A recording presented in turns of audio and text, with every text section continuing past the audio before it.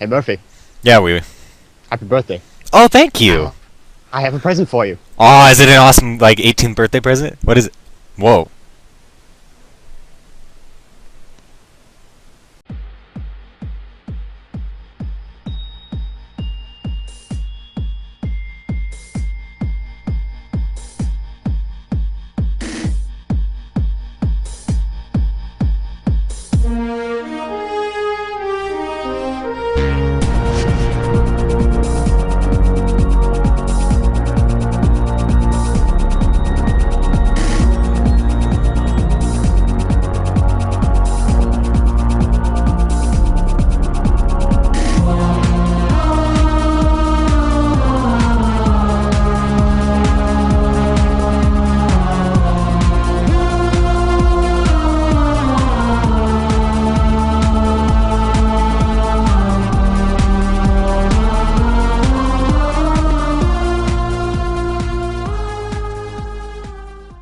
And welcome to the Foundry Files, number 14, Murph. We're here already. 14!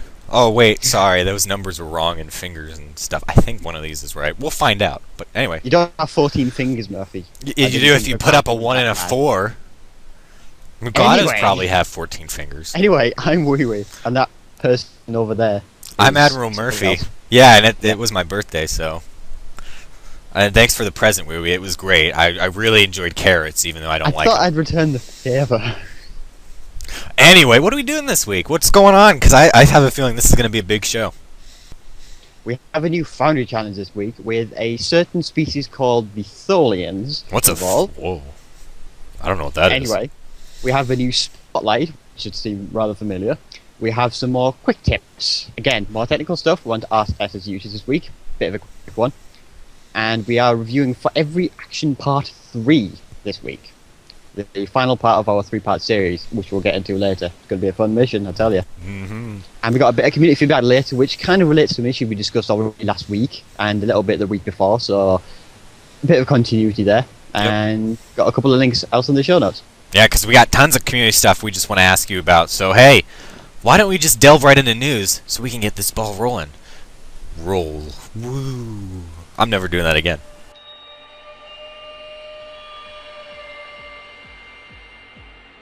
And on to our Foundry Challenge news for this week. Hey!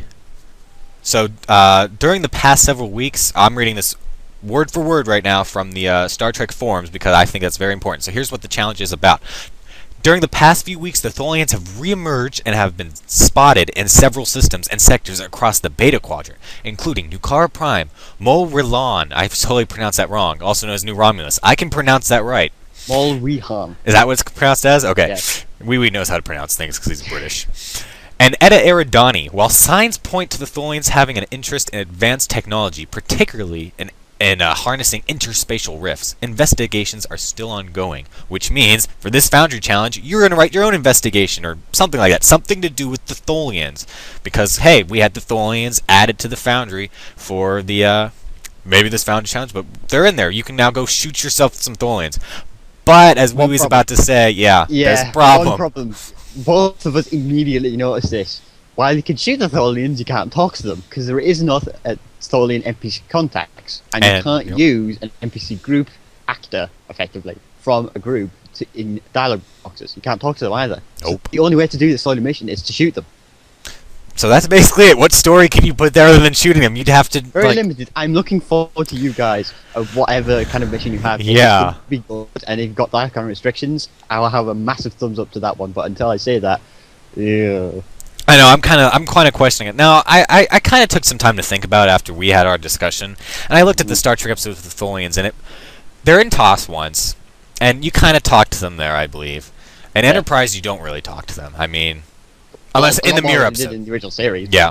But in the Enterprise episode that's not in the Mirror universe, the Tholians do come in to play with that whole TARDIS time machine thing, whatever.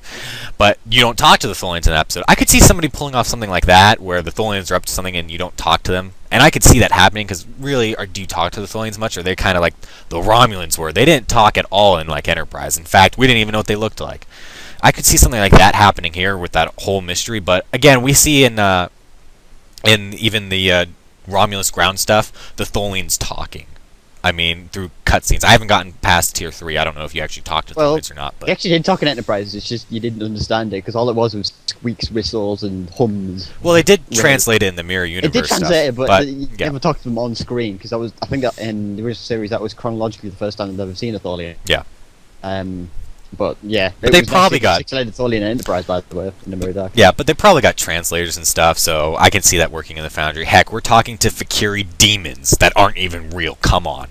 But anyway, the contest ends Wednesday, February 27th at 10 a.m. PST. Make sure you don't go over that time because they're really picky about that time specifically. And you are supposed to submit as close as you can to that date.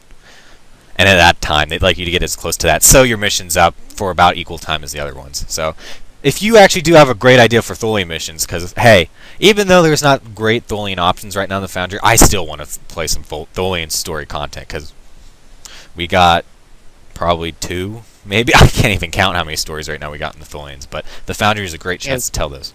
Yeah, the only real place that you get to do anything Tholian is, of course, Nucara Prime and New Romulus. Just the 2 main zones that have come out in the past couple of seasons. I haven't spotted any Tholian missions yet, probably because they're so buried deep inside the Foundry, or they just haven't been created yet. But this will open up effectively a galaxy of possibilities to what the Tholians could be up to. So I'm looking forward to all those missions that could be potentially the Tholians having some interest in certain little details.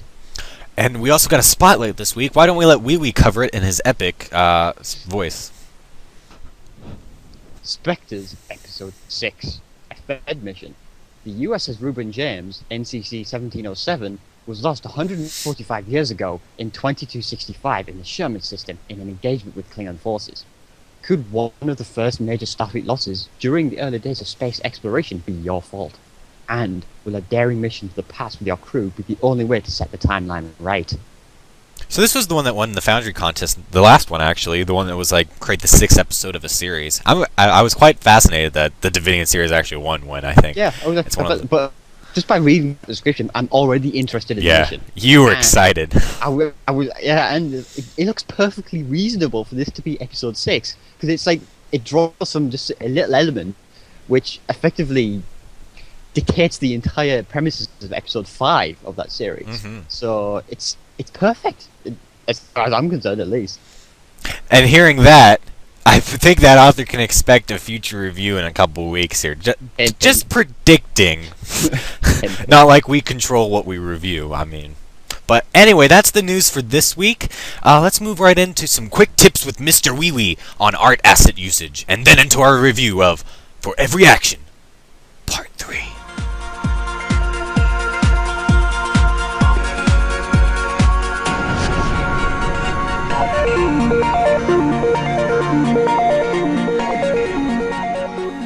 We have some quick tips for this week, and I mean it really is quick tips. They're a lot quicker than we have done in previous weeks. Anyway, we're still on the technical section. A few art usage points, art assets. Let me say that right.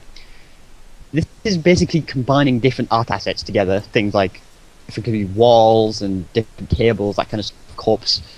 I don't know how you do that together to create something new and unique. It doesn't have to be used to create brand new maps or anything, but that can be included. It can be making something as simple as a small object using different art assets. We've seen it before in City of Pomari, I think it was. There was an admiral sitting in a wheelchair. That was basically just a little wall and another wall and effectively a seat together.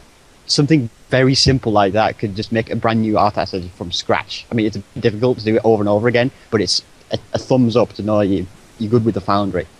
But even using art assets to customize map is a great way to spice up maps and such. So that kind of thing is probably a good idea generally in Foundry, because it'll not only show that the player knows that you have some kind of expertise in the Foundry, but you have the dedication to create something that new and unique.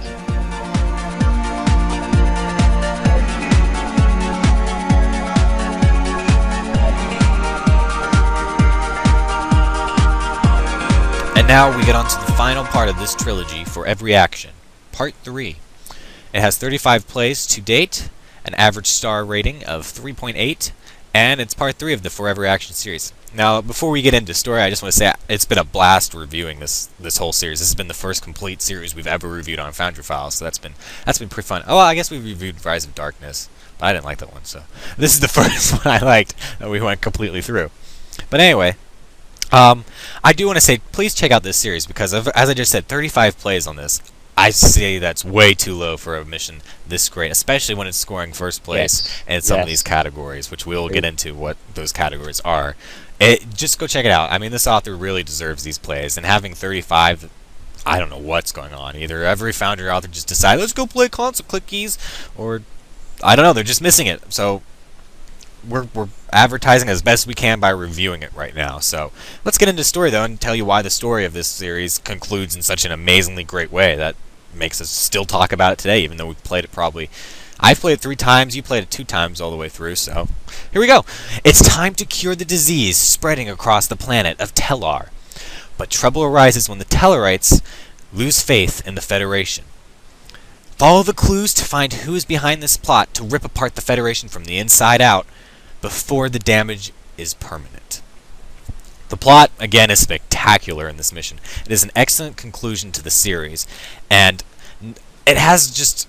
Okay, so there's not many missions that really affect canon overall and change it forever. This mission really does at the end. I don't want to say how it does it because it is spoilery, but it's boom. You're going to remember this mission because of how it ends and what that canon effect is. I mean, I always go, oh, remember the mission where this happened? That's how I remember this series on a whole. I agree with that. Yeah. And having that feeling at the end of the series is great because it sticks in player's mind, and that's what your story is supposed to do, stay in a player's mind. And it also leads to great possible future story arcs. Like, we both said this last week, we need to know what happens from this point on, so this author needs to get on the ball and make it, because right now we really do. It's killing me. I need to know what happens. I need to set things right and crap. But anyway... the characters were really good in the mission, too. My opinion was a bit less than Wee Wee. I still didn't find them super memorable, but I'll let Wee Wee here say what he thought of them. Well, basically, there's two characters really you have to contend with. You've got the 631 operative from Part 2, and you've got a Tellarite who is effectively attempting to mess things up, is what I'll say, really. But the interaction between these two characters, and again, I'm not going to get myself away, but I'm just going to say a revelation towards the end, really puts emphasis on these two characters. So it's difficult to describe without saying anything like that. But all I'll say is that the referencing of just mini references from previous characters in previous parts, and the interaction you have with these different characters, and the little sort of a conference you have towards the end. Really puts emphasis on the different interaction between these multiple characters and how they respond to each other's opinion. So it's, in my opinion, that's just a great thing to happen because it really shows that you're not just the center of attention all the time. The dialogue was brilliantly written for this mission. Again, it's another mission with tons and tons and tons of dialogue, many dialogue tabs, and you get to a point where you're kind of like sitting down at the conference table with the Tellarites, and there's a lot of dialogue from a lot of characters, and it's pretty long conversation. I can see that getting under some players' skin, especially those who are only in it for the gameplay. But it's still well written enough that you kind of won't zone out. Now, Wee Wee did have a recommendation, though, on, I'll let him say it here, on how to improve it, though, so you don't get that feeling of, like, walls of text.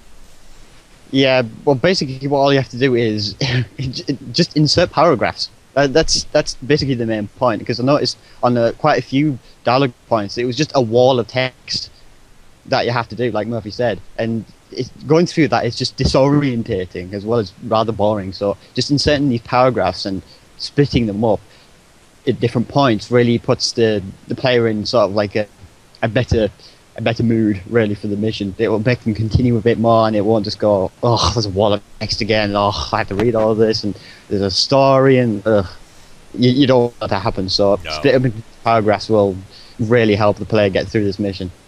And then it scored perfectly in the canon and touchstoning areas, and there was no grammar or spelling errors other than we mentioned a few I's were not capitalized, so go ahead and check that out to our Foundry author, Captain P.F. Dennis, for if you just want to make sure everything's perfect. But other than that, our overall in the story section for this series, it scores number 1, and in this part it did score number 1. Story scored 9.5, burst in story. One of the best plots I think I've ever played in game. Cryptic stuff, Foundry stuff. It's probably my most memorable in stories because it's that amazing. So 9.5. That's a full 0.4 higher than Animax mission and the previous part. That's a significant portion higher. That's ridiculously high. Full credit to this story. And now on to the technical aspect of Part 3 of the series. Great maps again, some of which the author definitely put some time into, like the conference room. I mean, that was brilliantly constructed. You're sitting around the conference table with everybody there, and then out the window you can kind of see the city that you're at in Part 1. That was really cool to see, and I really loved that map. Again, you also get to see the shipping lanes and stuff like that, so there were some good maps there. Good transitions as well. There were... I don't want to say quite like tons and tons it's going to bug you, but there are a few that I kind of go, but it's not going to be like agonizing, hitting your head on the keyboard like, not another loading screen. My God, Cryptic, please make the loading time shorter. It wasn't quite that bad last week, but it was on the edge of it. On the edge, but yeah. Yeah, it was on the edge, not quite as bad, but this mission really cleans that bit up. Really cleans it up. The author shows a good technique in creating the mission through stuff like the maps. There was one issue, I picked it up. I don't know why we didn't pick it up. He didn't even know what was going on. I don't know why I didn't pick it up. I didn't. Yeah, but on the first map, when you're in the interdimensional rift thing that you were left off on in Part 2, you have to shoot an asteroid in order to escape. But I think this was because in the past you couldn't do this. The asteroid shoots back at you because there's a ship inside the asteroid that you're actually shooting at. Now, I'd say for the author, go back and put that ship on passive mode so it doesn't shoot back, and it will make complete sense, because in the story it doesn't explain why is this ship shooting anti-proton beams or phasers or whatever it was shooting at. Can you imagine the player's reaction in the old days where they're just shooting at an asteroid expecting to progress the mission and it shoots back at you? It's like, why is this rock shooting at me? I know this is in between dimensions, but still, really? And then great art asset usage as before. We gave you quick tips on that category, so you already know what kind of makes it up great there. And we've mentioned it in the past, some great usage there in creating maps and items and stuff like that. Multiple wow moments showing great creativity in the created maps and such. Brilliant job there. I know I had the wow moments checking out some of these maps. And user help as before, though. Again, same thing we've been saying since the series started. Could use some more improvement in stuff like the objective dialogue and stuff, because as we said to me earlier, you're really looking at your minimap the whole time to navigate, which isn't bad, but if you can get it into the instructions and stuff where it really should be, that would make up for it. And no Foundry limitations. Technical, it scored a 7.72, tied 9th place with the Grail of Kalis and A Good Ship Goes to War. If you recall, we did A Good Ship Goes to War before Christmas, and that mission was the one that started this entire tie thing off. So if this is the last mission we have a tie with, it would effectively be a full circle. I don't think it's going to be the last one we have a tie with. And if I recall, I predicted last week there will be another tie. Here we are again. We was right, everybody, and you know what? He's going to be right about gameplay too in a second. I'll probably be wrong, but let's go with the tie for next week. Let's try and keep going, shall we? A tie next week, and I'm going to say it's going to be in, let's see, what are we reviewing next week? I forget what I said. Okay, let's go with story. I think story will tie. I'm going to go story. What are you going to go with? Something else. Okay, something else. I can't make a definition. I just know a tie is going to happen. It's going to happen at some point. Alright, so anyway, Game Master Wee, why don't you cover gameplay? Well, we have some more interesting elements for this mission to start off with. I'll just say that up front. Space gameplay was interesting. Parts 1 and 2 of the series suffered on gameplay in general, but this mission had a much more consistent flow of it in space. It makes up for the lack of gameplay elements as seen in the previous 2 parts. So, effectively, overall, the space gameplay is consistently flowing for the player, and what I mean by that is in terms of moving from one objective to the next without interruption for a map transition, which I mentioned earlier is like without banging your head on the keyboard. It was on the borderline with that, but it wasn't quite that bad. But in this mission, it's nowhere near that. It's great. You'll enjoy it a lot more than you did last week, I would say. Space combat was interesting. Multiple groups on multiple maps makes up for the lack of it from parts 1 and 2.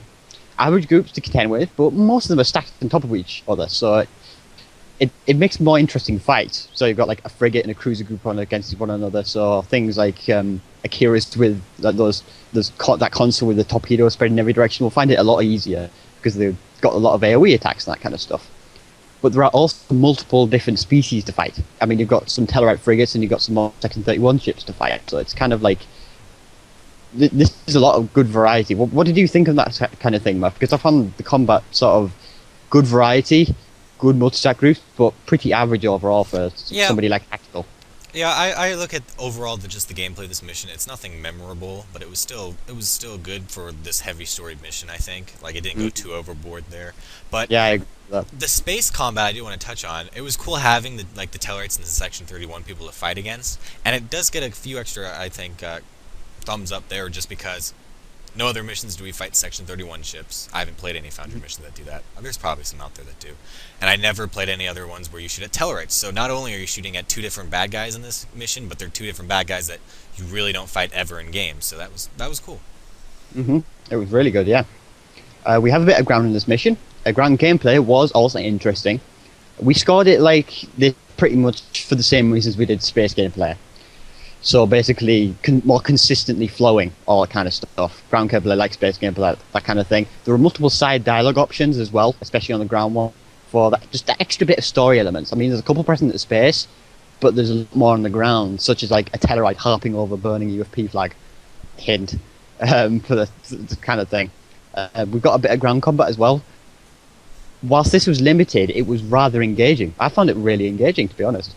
I mean, it was limited to a single encounter in a single room, but you have a lot of different mobs stacked on top of each other and lots of NPCs helping you. But you have to look in every direction of which Tellarite is going to shoot you, all that kind of stuff. So it's kind of like, wow, this combat is really very interesting, and there's a little bit before that which makes the story really good as well. So overall, I'd say ground combat was very, very engaging, at least for me.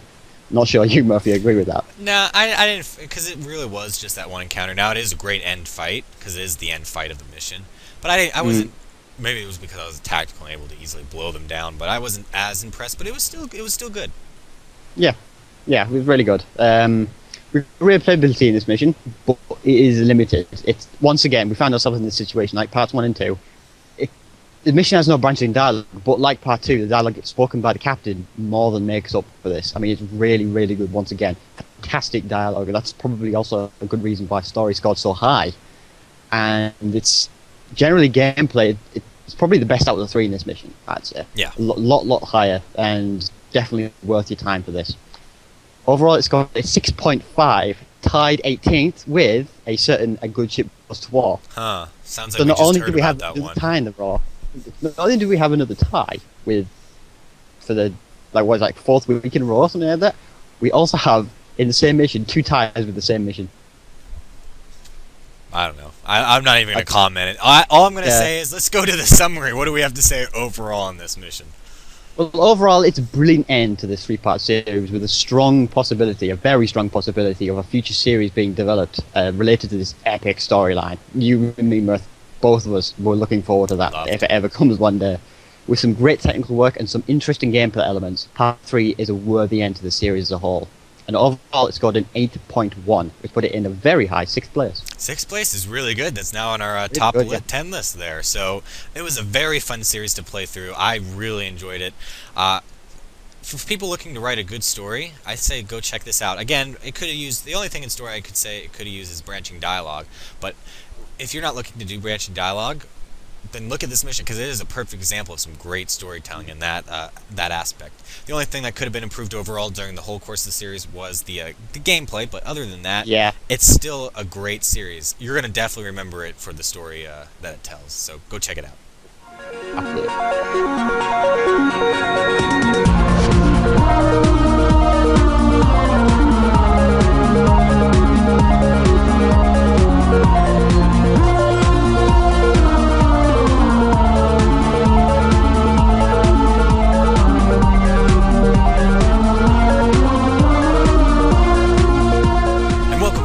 Feedback. Incoming message from Starfleet Command. What do we got here? I'm doing this a lot, I just realized, but I'm gonna roll with it.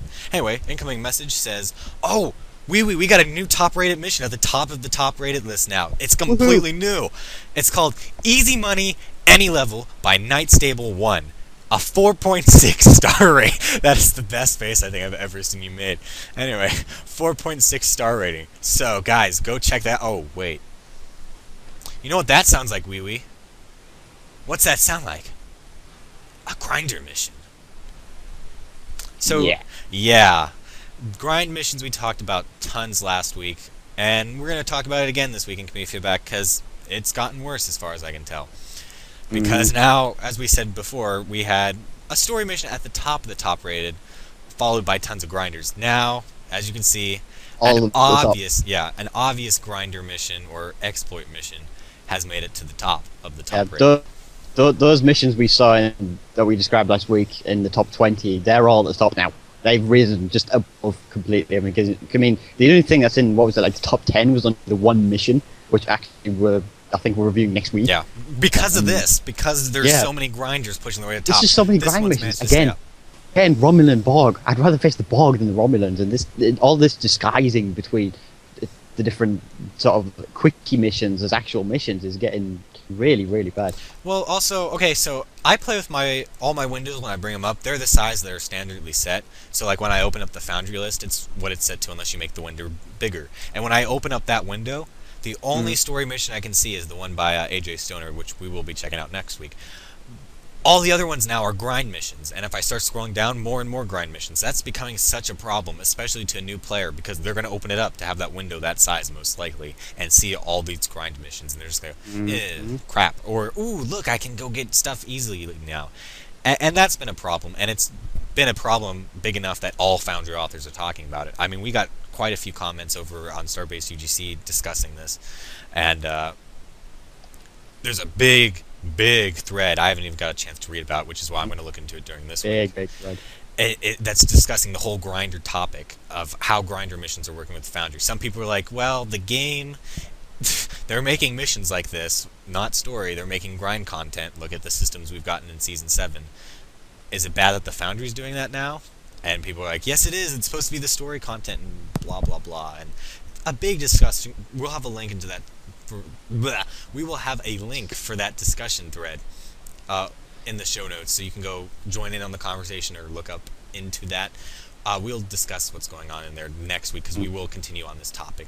But also, I'm going to try to PM one of the devs and see what the heck's going on. Is there any way they can fix that? If you want to send us personally your feedback on what's going on with this topic, leave a comment or you need your opinion, or email us foundryfiles@gmail.com. Also use that email to send us missions and stuff, because of course we always are looking for new and great missions, and with grinder missions now polluting the search list, it's going to be even harder to find them now. So if you guys can help us out in finding some great missions, let us know and just send them there. But hey, let's cover some good stuff. The Foundry Forward movement, which we mentioned was being headed up by that author we mentioned before, AJ Stoner, has its own site now, foundryforward.formotion.co/UK. We'll have a link in the show notes if you didn't get it that easily, because I'm terrible at reading stuff off. Yes, you are. I am. But anyway, yeah, so you can go check that out. That is the movement that is, one, to make up a list of requests for devs and stuff for future Foundry assets and stuff like that. And now probably get rid of the grinders. I hope that's on that list now.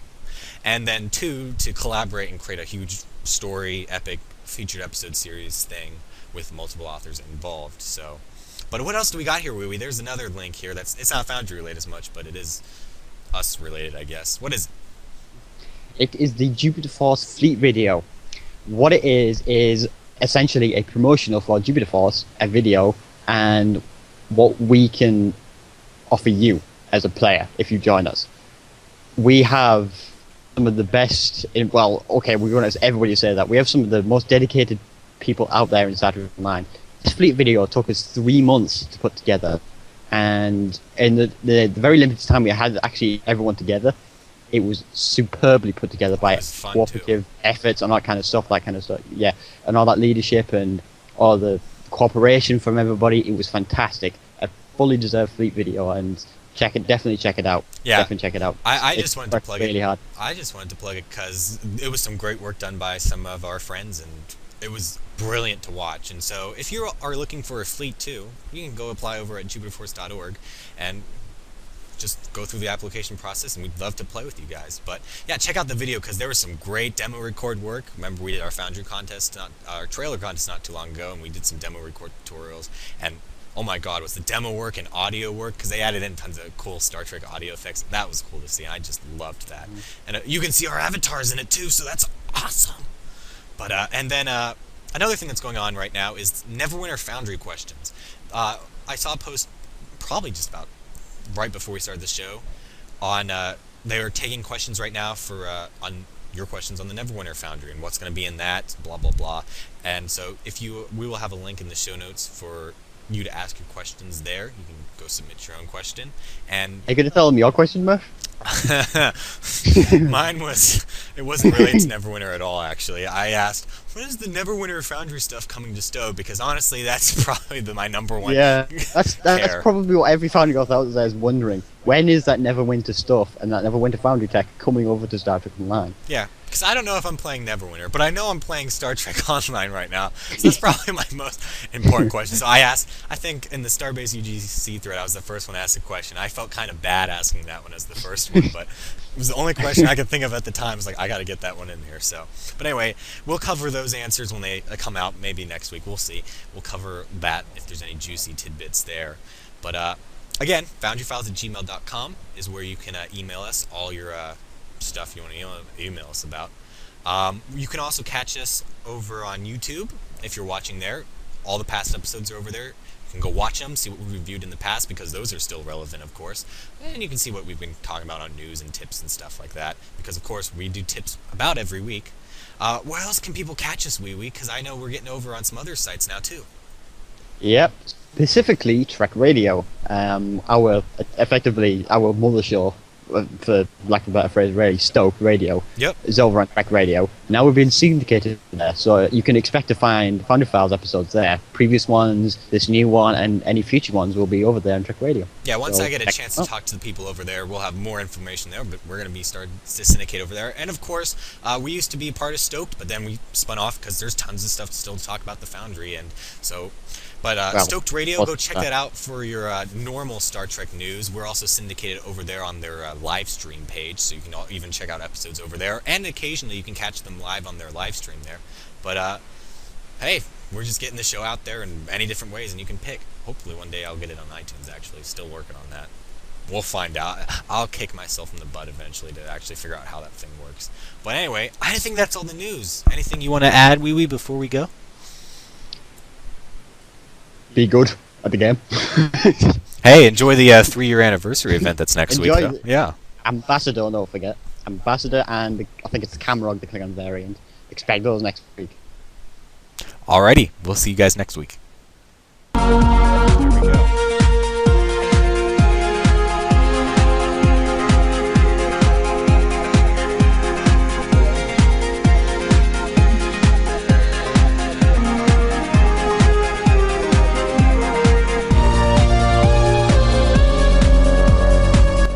Spectres, Episode 6. The USS Reuben James, NCC 1701. That's it, surprise, what was it? 1701. Oh, jeez. I laughed and it, broke one of my ribs, jeez. There's been something wrong with my ribs this week where they, are killing me every time I laugh hard now. Ouch. There. Yep. Anyway, I'll do that bit again. Here, I'm just going to save the video. Grape soda first, because it's almost gone. Here we go. Product advertisement for Sun-Kissed Grape Soda. Grape soda, natural and artificial flavors. You guys really need a better slogan. Here we go. Intro.